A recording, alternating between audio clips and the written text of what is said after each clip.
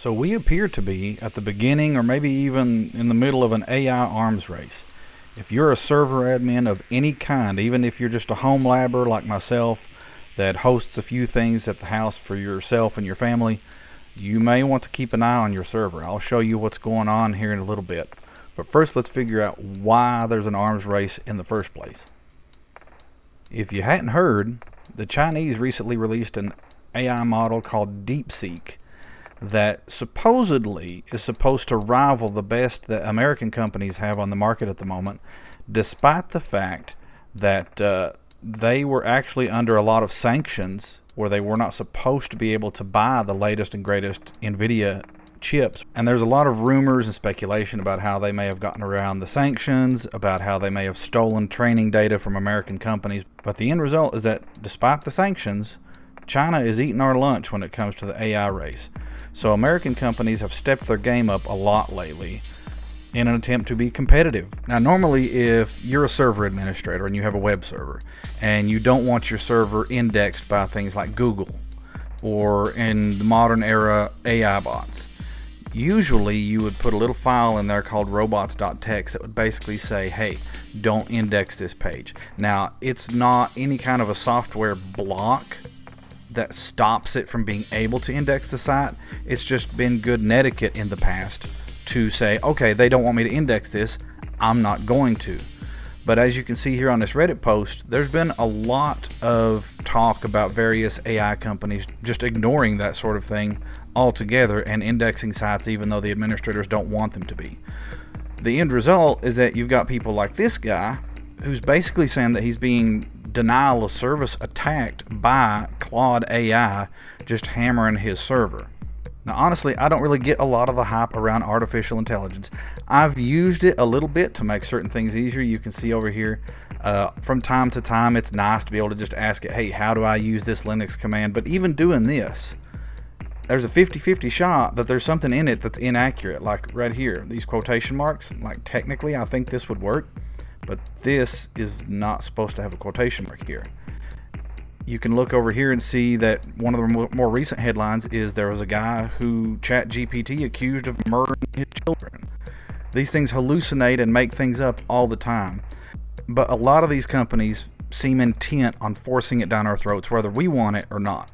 You can see over here on my personal little website, I've got a little area called opinions, and I've got a whole page on artificial intelligence where you can sort of read my thoughts on artificial intelligence. It's a tool, but it's kind of terrible at the moment for a lot of use cases, and these companies are just inhaling data. Anything that's publicly accessible, they don't care about copyright, they don't care about your robots.txt telling them that you don't want to be indexed.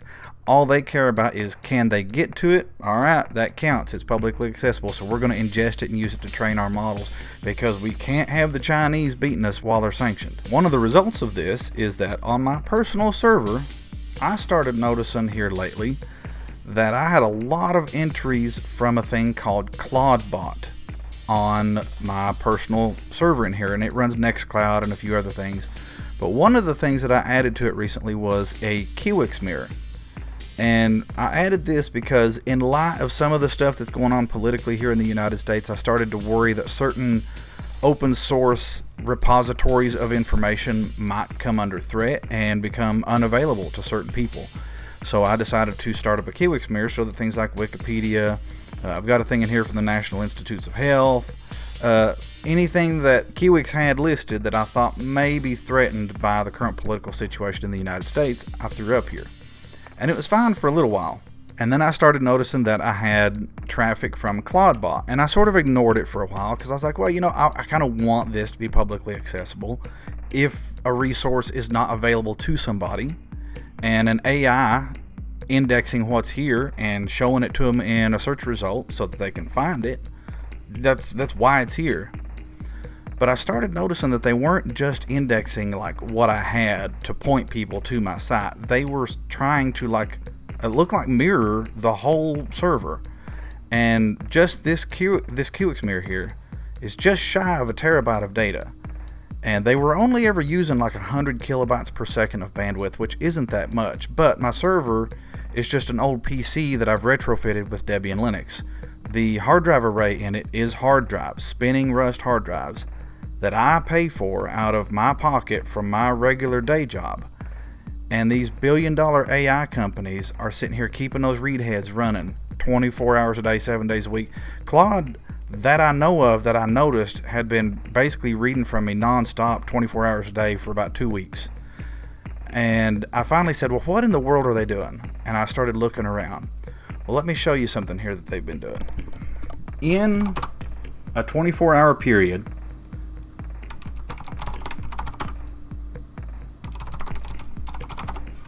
Claudebot made 883,360 requests to my Kiwix mirror on my personal server in here. Googlebot, on the other hand,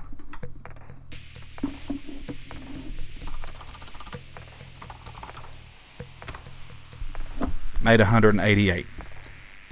This I don't care about so much. Like I said, I want this to be publicly accessible, and if Google makes 188 requests to figure out what's here and then point someone to it when they perform a search or something, I am totally fine with that. That's why I've got it up. This is ridiculous. This is just stupid. And they were basically trying to mirror the entire website. So I started doing some more digging, and I started doing some more research, because this is all new to me. I've never had to worry about this sort of thing before. I've seen user agent strings of various search engine bots poking and prodding to see what's there. I'm never worried about that. But this is getting crazy right here. So I started actually like manually reading my log files to see what was going on. Because what brought my attention to it was my Kiwix log ballooned to like 6.8 gigabytes in just a couple of days. That's 6.8 gigabytes of just plain text in one log file. So I started doing some research and learning about all these different AI bots that are doing this, basically just hammering anything they can find that's publicly accessible and trying to just vacuum it all up to train their AI models. So another one of them here is ByteDance, basically TikTok. Was it? No, ByteSpider from ByteDance. You can see they made 18,021. Not nearly as bad as the Claudebot, but still like several thousand requests. There's another one called Facebook. Facebook had one, Meta-External Agents, I think it is. No, Meta-External. Let's just get rid of that. There we go. 201,837. So instead of counting the lines, let's look at some of them here. God. All right, let's okay, it stopped. Let's blow that up a little bit here. So you can see what they were doing was they were just saying, let's look and get this file from Wiktionary and keep it. And you can see it's developers.facebook.com, blah, blah, blah, Meta-External Agent. There we go. They're just mirroring the whole site and just keeping those hard drives spinning non-stop.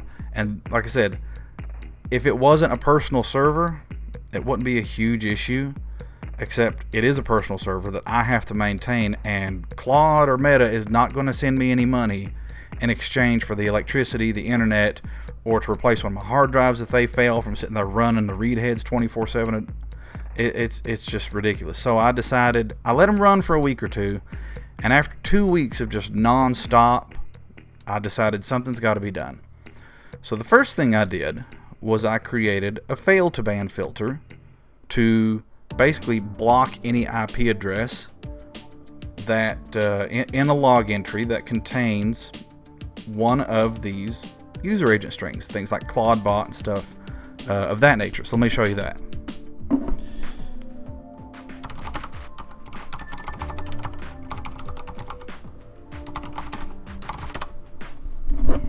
So you can see here that I don't have all of them. Like I said, Googlebot, I'm okay. I'm okay with 100, 200 requests a day because that's something reasonable to index the page and like point people to it. But you can see I've got multiple lines here.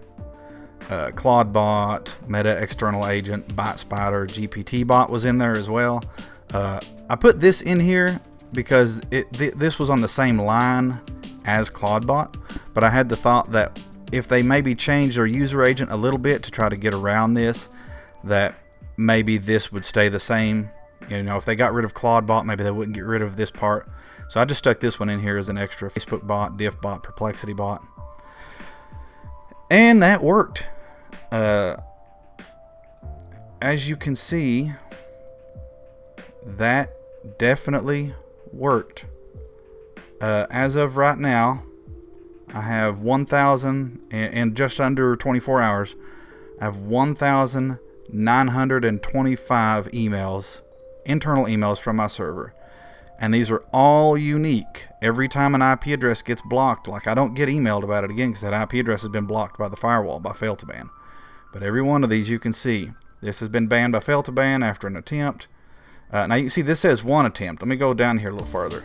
I started out giving them 5 chances because I said, well, 5 chances within 10 minutes, that's plenty enough so that if, say, they reference an image that's hosted on my thing in a search result, you know, that they're not going to do that 5 times within 10 minutes for my little personal thing. So I gave them 5 chances within 10 minutes. And as you can see here, lines containing failures for that IP address, blah, blah, blah, Mozilla, Apple WebKit, blah, blah, blah, Bot Spider. All right, let's pick another one here. Scroll down a little more. Claude bot. And Bot Spider. Bot Spider. Claude bot. And it's just like literally thousands of these in about 24 hours. It's been right at 24 hours since I created that rule. It didn't slow them down at all. I don't know how many IP addresses these people have to burn on scraping my personal server in the back room in the middle of the woods of Kentucky. But it's a lot, apparently, because, like I said, 1,925 so far. Unique IP addresses that have been banned by the fact that they just wouldn't catch a hint. Like, as soon as one IP address got blocked, they would just switch IP addresses and try again and just keep a hammering. Eventually, when I realized that just turning on fail to ban with 5 chances wasn't going to do anything, I put it on like a week-long ban. I said, heck, the week is going to run out and they're going to have IP addresses available again. I mean, I could always turn the time up, but that feels like playing whack-a-mole. So I did 2 things different after that. After about, I don't know, 18 hours or so, and I realized it just was not slowing down. Like, I had to turn off notifications on the mobile app on my phone because it was just every minute. You can see here. Let me see here. 10:51, 52, 52, 53, 54, 54, 55, 56, 57, 57, 57, 8. Every minute I was getting 1 or more emails from the server of IP addresses being blocked by this. So I said, well, something else has got to be done because it is not slowing down at all. So I changed 2 more things. Second thing I did was I reduced the attempts to 1 instead of 5. And the second thing I did was I changed the Apache configuration for that site so that anybody that has any of those user agents that I was mentioning gets an error 403. Apache itself just refuses to serve the file. Because before, we come down here, you can see that even though this IP address got blocked, you can see here HTTP 200, they got the file that they asked for, right? So if they've got enough IP addresses to burn, they can just swap IPs, grab the next file, or the next 5, because I was giving them 5 chances, swap IPs, grab another 5 files, and it just wasn't slowing down. So I cut them down to 1 attempt, and then I changed the Apache configuration to just stop serving them files altogether and just tell them that they were forbidden. So let me show you that. So let's go nano /var/www. Oh, no. It's Apache 2 sites -enabled /kiwix-ssl.com. You can see down here, I already had rewrite engine on for other stuff to do with Nextcloud on some other sites that's on that same machine. But you can see I just went ahead and added those user agents there so that now, not only do they get blocked after 1 attempt, but now they don't even get the file that they were asking for. They get an error 403, so they get shot down. That seems to have made a dent, because as you can see right now, it's 110. My last email was at 108. Then before that, it was at 104, and then 1 o'clock. And they all... Claude looks like they've stopped. That's ByteDance. Nope. At little over 10 minutes ago. But there's Claude. This one is ByteDance. This one is ByteDance. So it has definitely slowed down. It is making a dent. So either they're running out of IP addresses, or they're catching a hint now that they're actually getting like 403 forbidden instead of actually getting the files they were asking about. The reason I wanted to bring this up wasn't just to point out that, hey, we're in the middle of an AI arms race. But your data is the ammunition in this race. If you're self-hosting something, even if you're hosting it in the cloud, if you're hosting it on somewhere like Linode or Amazon, and they charge you for access, this is not anything, these are not legitimate users. Like, this is not folks coming to look at my site and get information. But if you're hosting this in the cloud where you get charged for access, like, they don't care if it's a legitimate user. This is a connection that got a file. You know, so if you get charged for bandwidth or connection count or anything of that nature for your cloud provider, like, this is a problem. And it's not just a problem in terms of that, but it's also a problem because, like I said, any kind of data that they... Oh, there's another one here. Who was this one here? ByteDance. Any data that they can get is ammunition for this AI arms race. They're using anything that they can vacuum up to feed their AI. So I just wanted to bring this to the attention of server administrators everywhere, whether you're just a home lab enthusiast or somebody working for Microsoft or anybody. Well, Microsoft probably knows full well what's going on because they're big into the AI game with people like ChatGPT, who were one of the ones that was hammering my server. But server administrators everywhere, if you've got anything, even if it's intentionally publicly accessible, you may want to keep an eye on your web server logs, because stuff's getting a little bit crazy here. Now, for those of you who may be curious about the jail that I used for fail2ban, I'll go ahead and show you that. So if you want to sort of duplicate my setup, you can do the same sort of thing.